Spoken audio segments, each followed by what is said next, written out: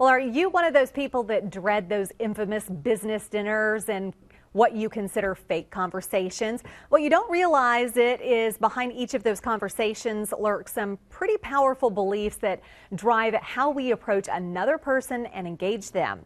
Here with more on how to survive and engage in conversation is Live at 5's etiquette expert, Carol Smith. So how do we survive those weird, awkward business dinners or even social events? Well, attitude helps when you go in. You need to become that great conversationalist. And so many people wonder, well, how do I do that? Do we talk about the weather all the time? No, you've got to have your 10 questions in your mind mentally that you think of each time you go somewhere. Okay. And kind of apply them. Think, like, where'd you go on your vacation this year with your family? Anywhere great? Did you travel? Do you have a favorite movie that you saw recently? Do you like sports? What kind of sports do you play? Do you have a dog? That's a great one for children. You can ask children. Those are really neat. Are you originally from Beaumont? If not, what brought you here? Just have that 10 mental questions in your mind at all time, and then you're going to be a great conversationalist, because so many times you go into an event, you either don't know anyone and you have to start introducing. Well, use the great firm handshake, look them in the eye, and only introduce yourself with your first name. You don't need to worry about trying to retain last names, because when you're having that conversation, repeat their first name so it kind of sticks with you who they are. And, what if I'm introducing you to somebody, but I'm fixing to have to leave in a minute? So when I introduce you to that person, I give you a lead in. I'll say, Kelly, I'd love for you to meet my longtime friend, Sally. She loves the Texas Hill Country as much as you do. And at that point, if I need to slip away, you two can begin your conversation.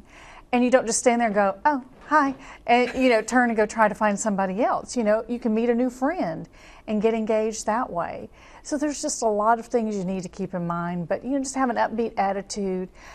Find the questions to ask, because so many times people just expect everybody to come talk to us. Right. Well, that's not always the case. We've got to introduce ourselves and kind of make ourselves around. Some of us are social butterflies and some of us aren't. Speaking of that, say you've got your partner and your partner is not the social butterfly, but you are. Exactly. So how do you get them in that better attitude, if you will, as you're going to those social events? Because you can't really have them dragging along behind you. Mm-hmm.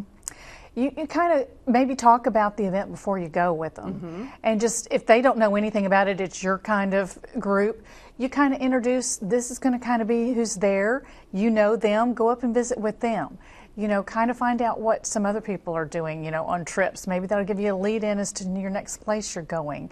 But I kind of have the same situation, and my husband and I have this little set rule that he knows who he's going to talk to and I know who I'm going to talk to, but yet I tend to make more of the room than he does. But I'm married to one of those kind too, but you just have to encourage them. Don't be a stick in the mud. You can ask your 10 questions. So just think about those 10 questions, and if you really think about it, it's about getting that other person to talk about themselves. Exactly. And that makes that other person more comfortable, and in turn, they seem to like you. And teach your children this early, because they don't grow up knowing how to behave in a social situation. So teach them. They can carry on these conversations with adults or other kids when they're first meeting people. So teach your kids too.